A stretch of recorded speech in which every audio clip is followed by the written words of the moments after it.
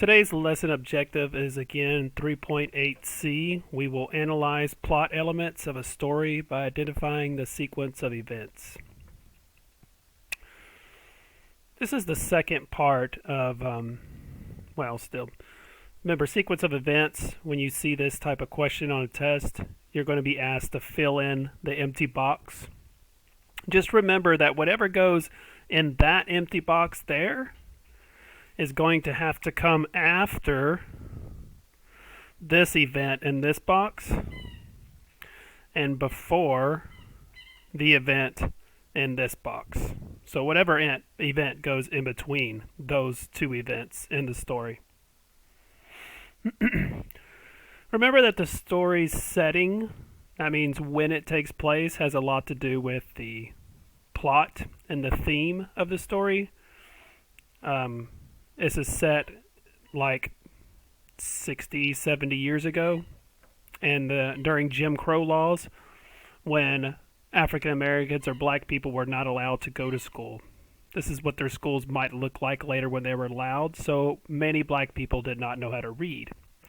And they didn't have the right to vote for a long time.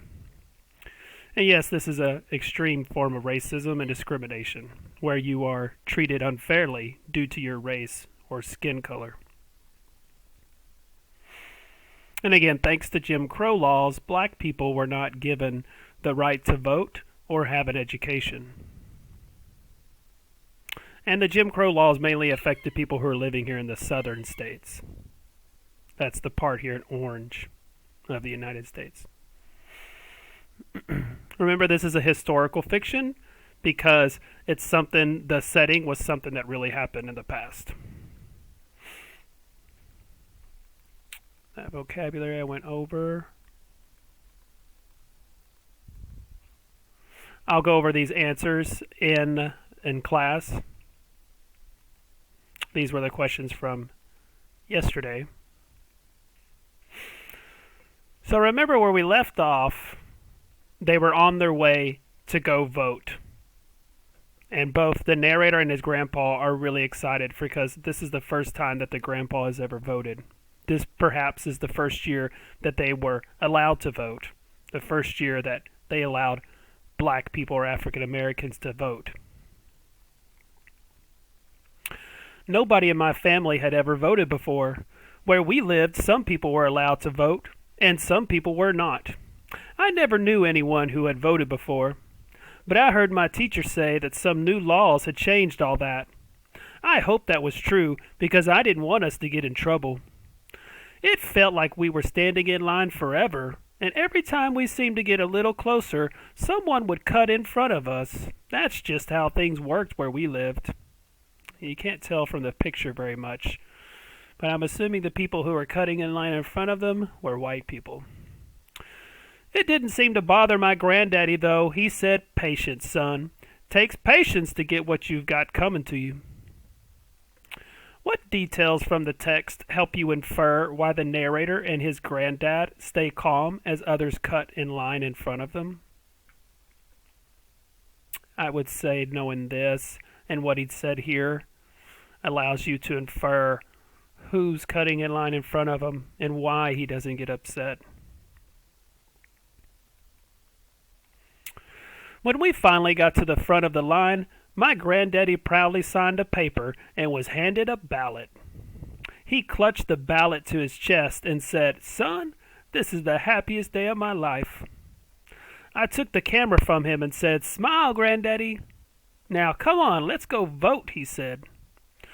But before we could even walk to the voting booth, a deputy stopped us and asked my granddaddy, "What are you doing, Uncle?" There's the deputy. Where we lived, if white folks didn't know your name, they usually called you either Uncle or George, or Auntie if you were a lady. "I'm voting today, sir," my granddaddy replied. Again, you could see the picture. The deputy who stops the grandfather. Explain why the deputy called Granddaddy Uncle on page 73. And yes, this is page 73.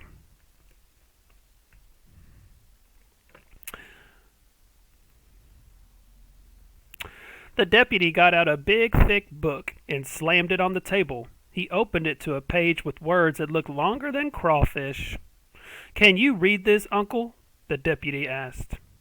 My granddaddy just stared at the pages and shook his head. "No, sir, I can't," he replied.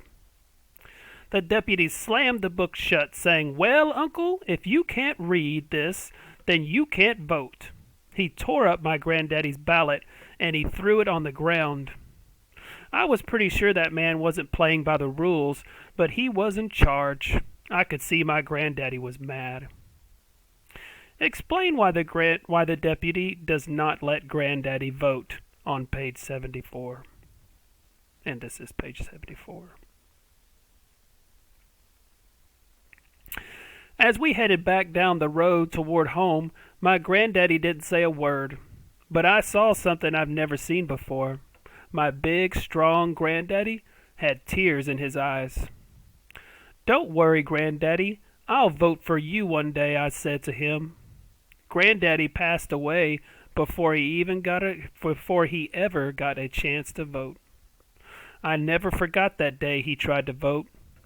My granddaddy was so mad, he might have lost his temper, but he knew better than me how important that day was. Even though it wasn't his time to vote that day, he looked to the future. Temper might be emotions. If you lose your temper, you would get angry.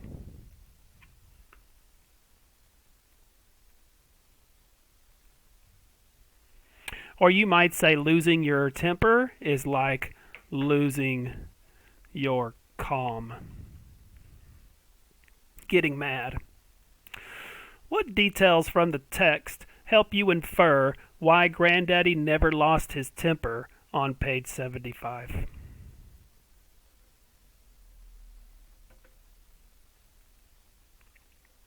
When I went to vote for the first time, I remembered what my granddaddy always said.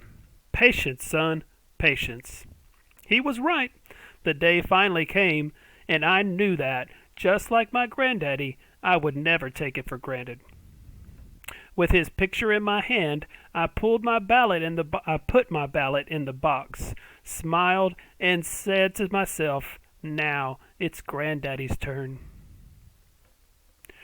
Explain why the narrator takes his grandfather's picture with him the first time he votes on page 77.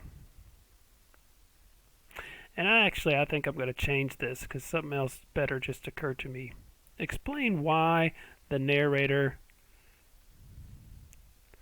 says, "Now it's Granddaddy's turn" on the day that he votes for the first time.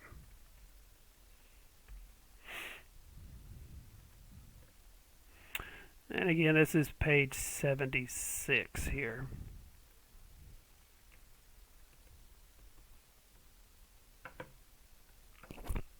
So again, this is the narrator when he's all grown up and he's able to vote. The voting age, I believe, was 18, as it is still today. How could you tell that this story is a historical fiction?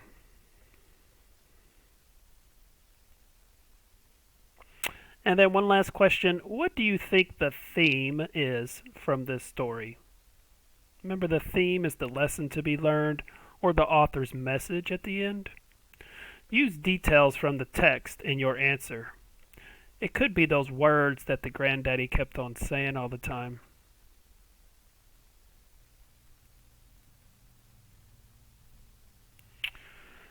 Thank you for watching and listening to the video. See you next time. Goodbye.